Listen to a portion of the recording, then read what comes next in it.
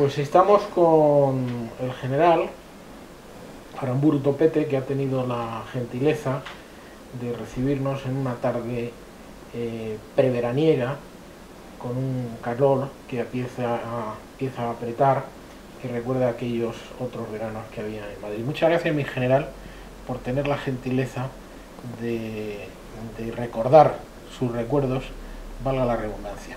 Muchas gracias a ustedes. ¿Por qué decidió hacerse militar? Pues, ¿qué le voy a decir? Porque durante la guerra yo no pensaba ser militar nunca, porque yo estaba estudiando para ingeniero de minas.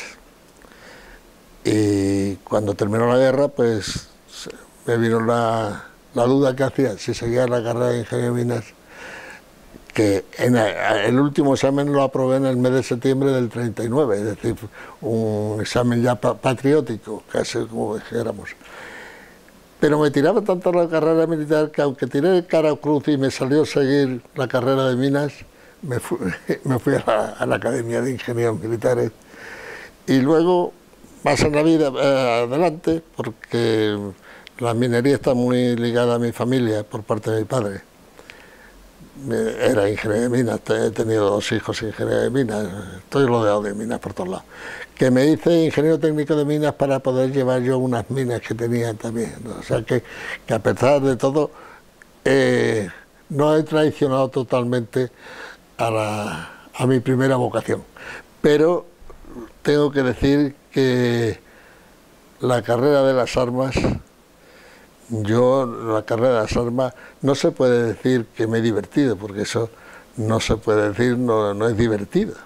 Es muy dura, con muchos sinsabores, con cosas muy amargas a lo mejor, pero con un atractivo enorme y además pues lleva de ello el deber de un servicio que a algunos por lo visto no les gusta, pero a mí sí me gusta, que es el servicio a España, a la patria, ¿no?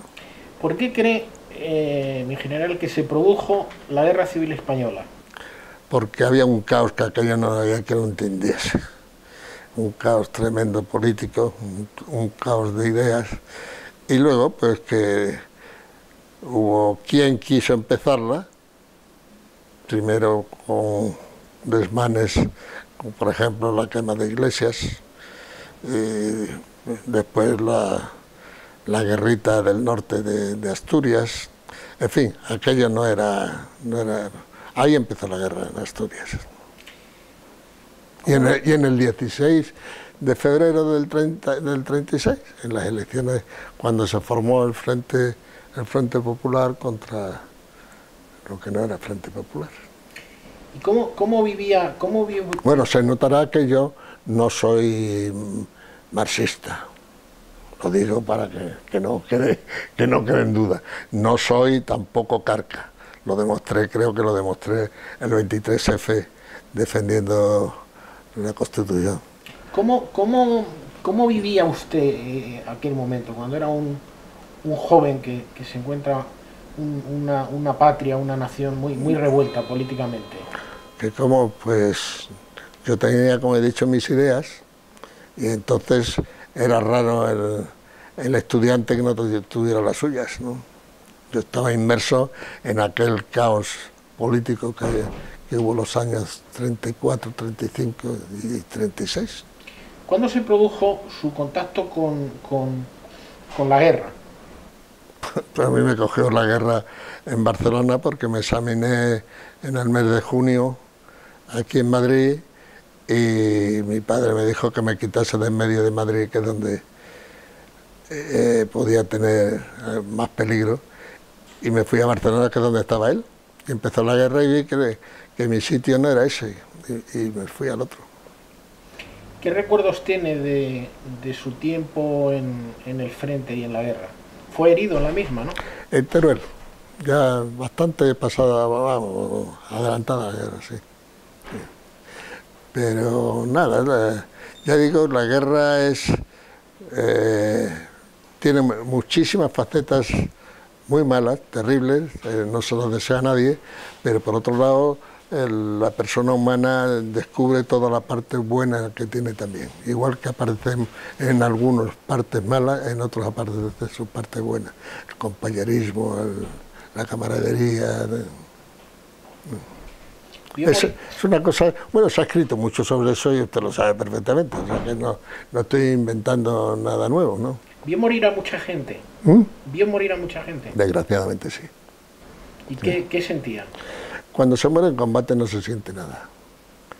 En combate se ve, la muerte es una cosa natural, se siente después de la muerte de algún compañero o incluso del enemigo. Tampoco es agradable ver que uno se queda en la alambrada. ¿Y fue usted alférez provisional?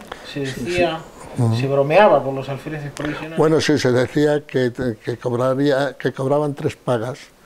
La primera para el uniforme, la segunda para correrse una juerrecita y la tercera para el entierro, ¿no? ¿Y qué aportó la figura de los alférez provisionales en esa guerra?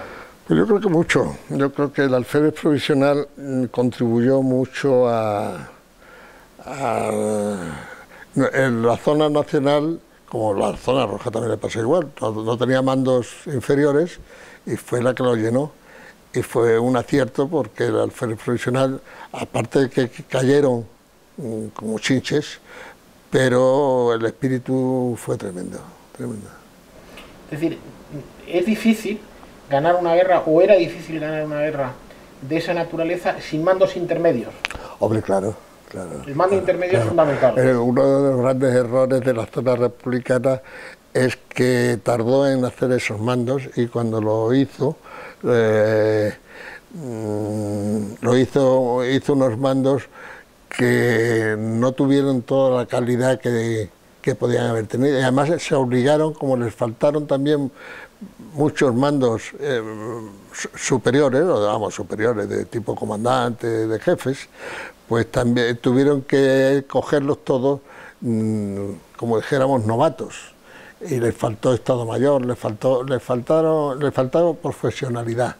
Y por otra parte, formó ejército, unidades de ejército propiamente dicho, cuando la guerra ya estaba bastante iniciada. Tardaron muchos meses en tener unidades, en ver que la milicia no era un sustituto de un ejército. Acaba la guerra y va usted a la Academia de Ingenieros. Sí, a Burgos, sí, con el hermano de Muñiz. Sí. ¿Qué recuerda de la academia? Lo pasaba en grande. Lo pasaba con 20 o 21 años, comprender usted, se pasa bien en cualquier lado. Pero inmediatamente se va usted a otra guerra pues sobre la que se ha escrito muchísimo. Sí, la División Azul. Yo ya era un profesional y ya creo, entre otras cosas, era ya un deber. Si piden un servicio, pues es un deber presentarse uno para cumplirlo. Por eso me había hecho militar. O sea, se presentó usted voluntario. Claro, como la mayoría, el 99% de los que fueron a Rusia. ¿Y qué recuerda cómo eran aquellos jóvenes que fueron a la División Azul Española? ¿El soldado? Bueno, el soldado ya estaba yo un poco ya despegado de eso, porque yo fui de capitán. Muy entusiasta, muy poca preparación, porque muchos de ellos no habían... Algunos habían hecho nuestra guerra, pero muy pocos. La mayoría pues eran novatos. Hubo que enseñarles muchas cosas antes para que no se metieran en fuego con una santa inocencia. ¿Y qué movió a aquellos jóvenes españoles? Las imágenes de la época nos muestran pues un enrolamiento enorme.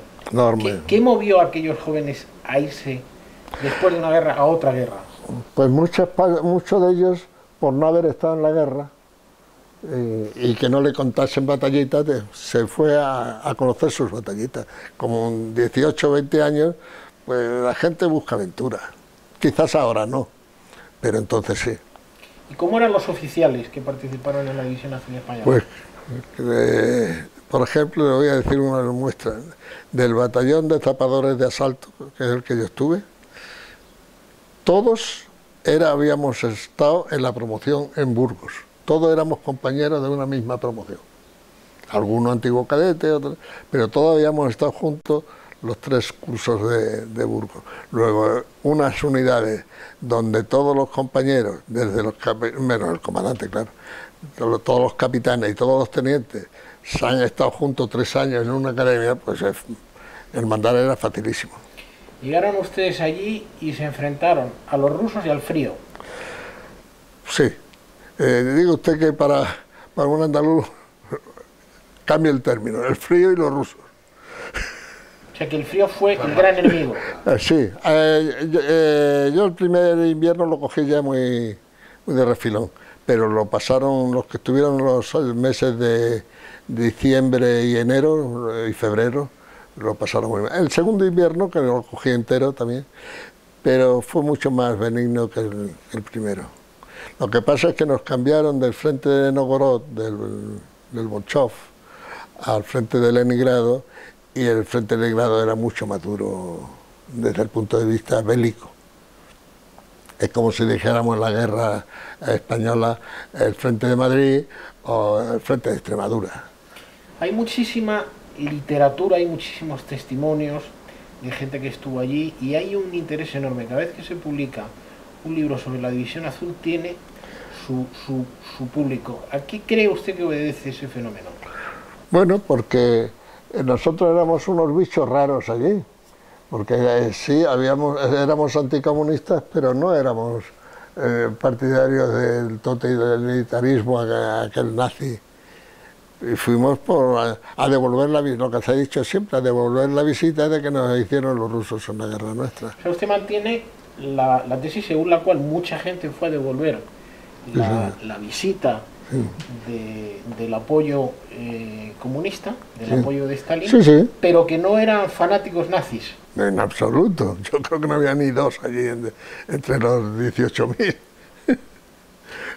El carácter español es totalmente distinto del alemán. ¿Y cómo se comportaban esos soldados y esos oficiales españoles en la División Azul? ¿Como españoles? ¿Les salía el carácter español? Naturalmente. Sí, era una isla dentro de otras unidades alemanas, pero dentro del sector de la división, pues aquello era un trocito de España, pequeño, pero un trocito de España.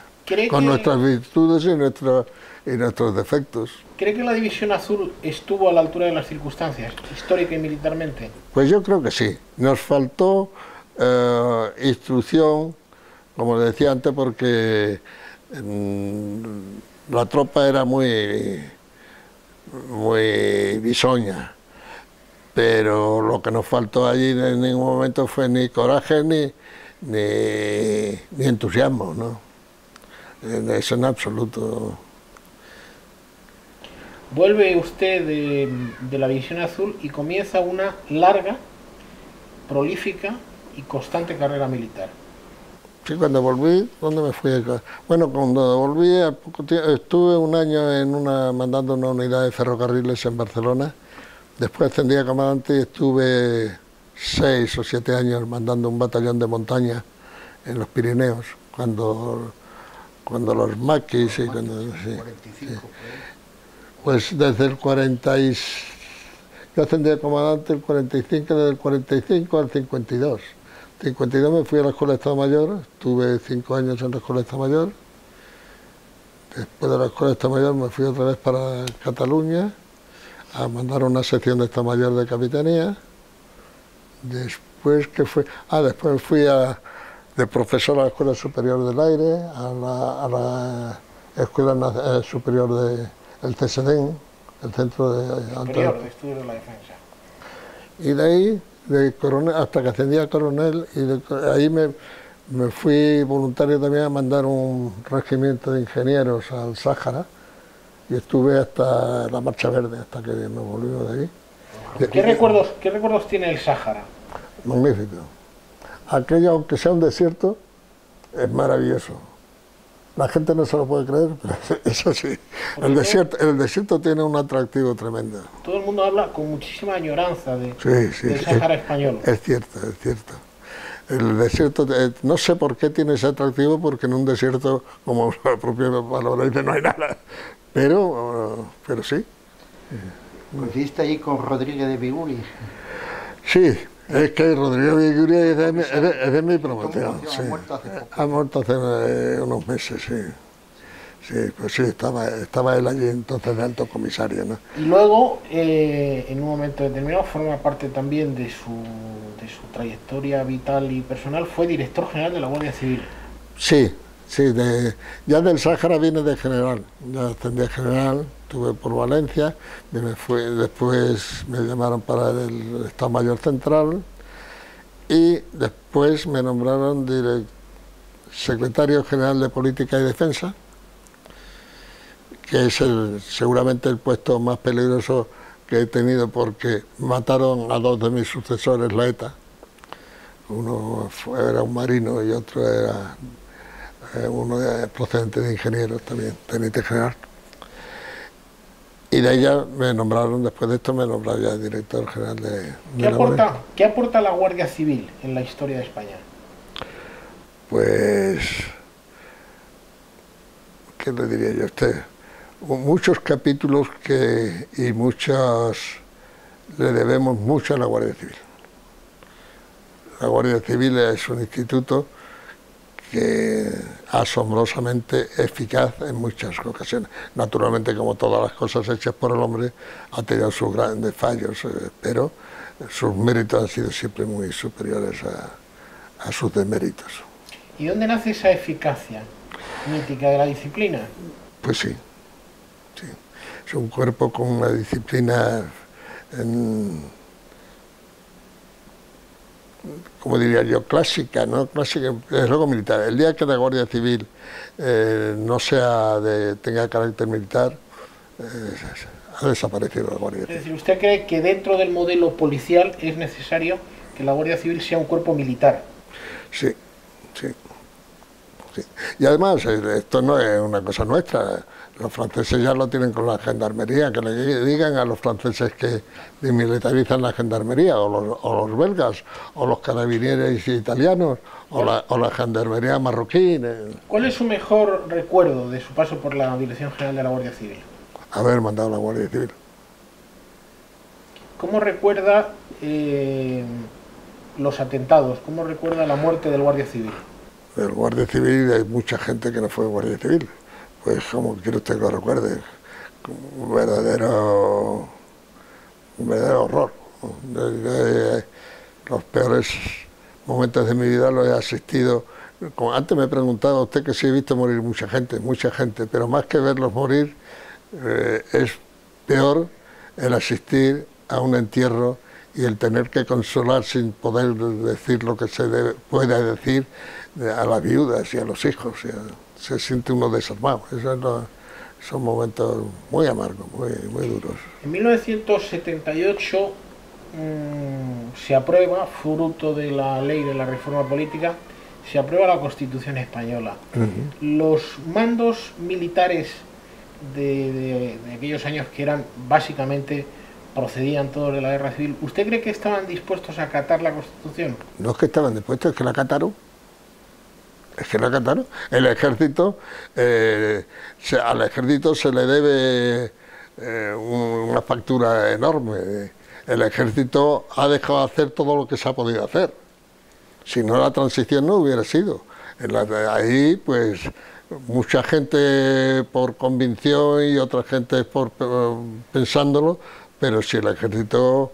el 23F no fue más que una salida de la presión que podía haber dentro del ejército, pero el ejército todo fue el que permitió hacer la transición. ¿Usted cree, mi general, que el 23F se produjo, como piensan algunos, por dos factores? Por un lado, el título octavo de la Constitución, es decir, todo lo relacionado con las autonomías, y por otro lado, aquella sangría de militares y de guardias civiles de aquellos años.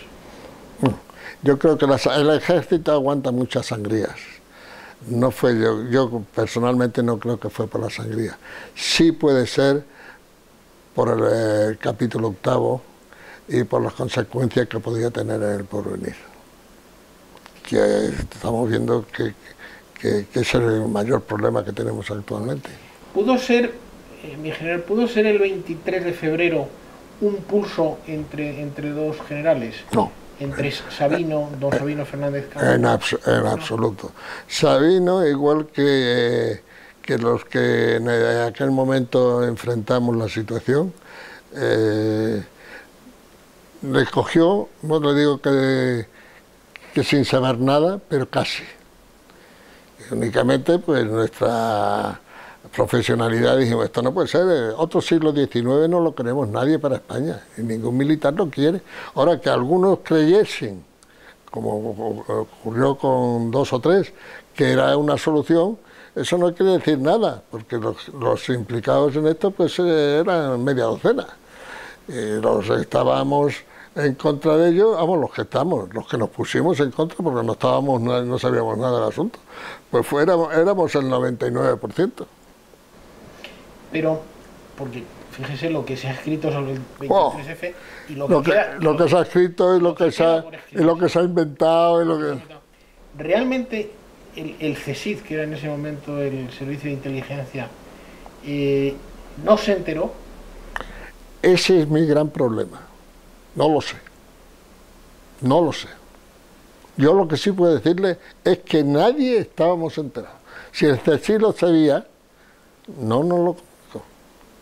Porque usted... O le cogió, se le adelantó el asunto al CSIC y le cogió al CSIC también un poco en falta de posición. En su condición de director general de la Guardia Civil tenía, imagino, 2 fuentes, que era la propia Guardia Civil.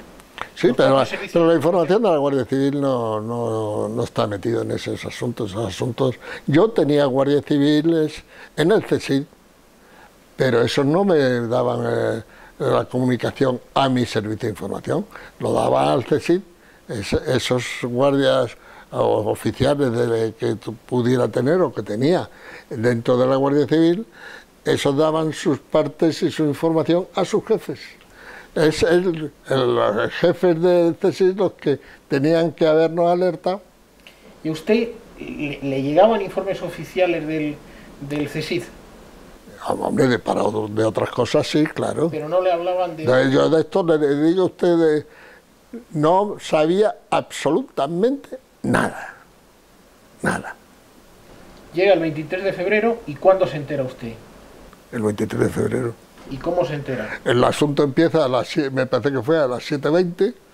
Yo estaba reunido aquella tarde, tenía una junta de generales en el cuartel general de la Guardia Civil, y el coronel secretario me dice, mi general, parece ser que han entrado guardias civiles en el Congreso. ¿Cómo? Bueno, el coche tal, y cogí esto fue, fue a las 6:20 cuando empezaron, yo a las 7:05 estaba allí, ¿El Congreso? El Congreso, por cierto, claro, yo fui con el coche, con mis banderitas y mis cosas, y a pasar por el turno, creían que yo iba poco menos que a sumarme a aquel asunto, me abrieron paso toda la muchedumbre que había allí, me fui y fue el asunto, Usted, perdone mi general, iba, por las imágenes que yo recuerdo haber visto de aquella época, iba con una guardia muy ligera, muy liviana. Hombre, yo cuando llegué al Congreso iba con 2 ayudantes, el teniente coronel jefe de información de la Guardia Civil y el coronel secretario. Yo llevaba 4 hombres y 4 escoltas. 4 escoltas con armamento ligero, ya llevaban... Bueno, las escoltas normalmente llevan pistolas, ¿no? Pero nada más. Y llega allí, ¿y qué se encuentra? Pues me encuentro 300 hombres allí metidos. Me encontré con un capitán y de ¿qué hacen ustedes aquí? Pues mi general, pues que nos han traído, empezó a decir, lo primero que hice fue que era un capitán, que se lo llevasen y lo metieran arrestado hasta que yo pudiera hablar posteriormente con él. Entré en el Congreso, tuve el incidente con Tejero, me salí para ver si podía quitarme gente de en medio, me quité de en medio 2 autobuses llenos de gente, claro, la gente no sabía dónde iba, o sea, la gente no tenía ni idea, los pobres hombres los habían engañado de mala manera, ¿no? Y en un momento determinado es cierto que Tejero le dice, quítese mi general, que le mato a usted y me pego. Bueno, eso fue antes de todo esto, eso nada más llegar yo allí, me fui derecho al Congreso y salió Tejero entre los dos edificios del Congreso y fue que le dije, teniente coronel, deje ya esta locura y ríndase. Y me dijo, mi general, me saludó, vamos, llevaba la mano derecha, llevaba la pistola, la pasó a la izquierda, me saludó y me dijo, mi general, primero le mato y después me pego un tiro. Y esto pues llevaba gente armada y yo sí, llevaba a mis ayudantes, pero íbamos con la pistola, entonces y me quitaron la mano y nada, ya no, el incidente aquel se terminó. Pero en fin, aquello además enseguida yo vi que no tenía, que aquello se podría, ¿no? Yo a las 10 de la noche del 23 yo ya sabía que, ya lo dije, llamé al gobierno que se había formado provisional, le dije, mire, a la INA, y dije, aquí, mientras no me vengan carros, que yo no puedo hacer nada contra carros, aquí no pasa nada, esto se pudre, no hay más que aguantar y esto se pudre. Yo lo de Valencia pues no sé nada. Y llamé también al capitán general, estuve hablando con Sabino, nada, ¿no? Militarmente yo vi que aquello no progresaba si la corazada no se movía. Y la corazada pues no se movió prácticamente, bueno, se movió a última hora cuando mandaron la compañía de policía militar, ¿no? Cabos, números, etcétera, no sabían nada, iban... Bueno, había 11. De los 200 y pico que iban, los oficiales, yo no sé uno a uno cómo iban, no puedo, pero un oficial que se mete en una aventura de esas tiene que dar explicaciones. Pero de los cabos y soldados, 11 sabían a dónde se metían. Los demás, 200 y pico, no sabían si estaban en el Congreso o estaban en el Museo del Prado. Así. Y no hay corporativismo por su parte en esas palabras. No piensa realmente. Totalmente. Y cuando por la mañana empezaron a salir algunos por una ventana, salieron 7, 8 ya para entregarse, la primera orden que di fue que los volviesen a subir por la ventana y que saliesen por donde había entrado. Pero luego ya estábamos tan hartos de todo aquello que dije, que los cojan y los detengan y se acabó. O sea, que usted vio desde el primer momento que aquello era una guerra psicológica. Usted conocía 2 guerras, físicamente había estado en 2 guerras. Allí lo que no se podía producir era el primer disparo. Allí si se produce el primer disparo con un muerto, el asunto podía haber sido más grave, aunque políticamente hubiera terminado igual. Pero en fin, la cosa hubiera sido más grave y todo podía redundar en desprestigio de las Fuerzas Armadas y de la Guardia Civil. Sí, pero en fin, yo prefiero no ya hablar, pues esto ya es agua pasada. ¿Cómo contempla el momento actual, mi general? Feo. ¿Cree que estamos...? El nacionalismo es nuestro mayor problema. Eso es lo que los políticos tienen que arreglar. El que España siga siendo España y que no seamos 18 españitas. ¿Y qué es España, mi general? España es un pasado y sobre todo una base para el futuro. Si esa base la socavamos o la estropeamos, estropearemos la vida de nuestros sucesores, vamos, sobre todo de nuestros primeros descendientes. ¿Quiere añadir algo más, mi general? No, darle las gracias. Yo ya con los años que tengo, la vida la veo con mucha más tranquilidad. Creo que todo se arreglará, pero... Está usted sereno, afronta la vida con serenidad. Totalmente. Y con los deberes hechos. Totalmente. Eso no le quepo a usted la menor duda. No le voy a hacer el feo, mi general, de preguntarle por Puig Roldán. Prefiero no hablar. Es un desdichado caso, pero en fin, no tiene importancia Para mí es el hecho de un señor que ha querido jugar a malo y le ha salido mal.